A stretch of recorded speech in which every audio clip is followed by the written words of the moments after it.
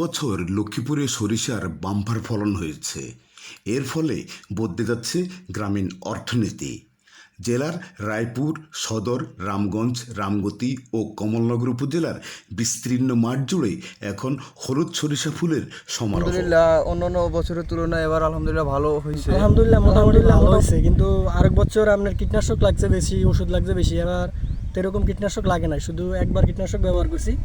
এখন মনে করেন না হয়তো সরিষার ফলনটা ভালো হয়েছে, কিন্তু সার ওষুধ যদি একটু দাম কম হইতো তাহলে আমরা একটু বেশি দিতে পারতাম, আমাকে ফলনটা আরও ভালো হইতো, আয় আরও বেশি করতে পারতাম।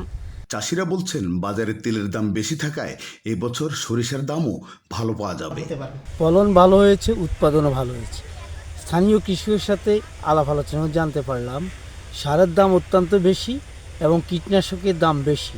সেই কারণেই সময় মতো তারা কীটনাশক এবং সার প্রয়োগ করতে না পারায় ফলনের একটু সমস্যা হয়েছে সরিষার। তো তারপরও মোটামুটি বাম্পার ফলন হয়েছে বলেই কৃষক এই কথাটাকে আমায় জানালো। স্থানীয় কৃষি বিভাগ জানায় চলতি মৌসুমে লক্ষ্মীপুর জেলায় প্রায় 1805 হেক্টর জমিতে সরিষার আবাদ হয়েছে। তবে সরিষা চাষে কৃষকদের আরও উৎসাহিত করতে তারা নানা ধরনের পদক্ষেপ নিচ্ছে। লক্ষ্মীপুরে এবছর আমাদের 1805 হেক্টর জমিতে সরিষা আবাদ হয়েছে। আমাদের সরকারের পক্ষ থেকে বিভিন্ন সরিষা প্রণোদনা এবং বিভিন্ন প্রদর্শনী নতুন জাত আমরা কৃষকদেরকে দিয়েছি।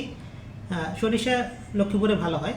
আমরা চাই যে একটা স্বল্পমেয়াদী ফসল হিসেবে আমন এবং বোরোর মাঝামাঝি সময়ে সরিষাটা চাষ করলে কৃষক লাভবান হতে পারবে।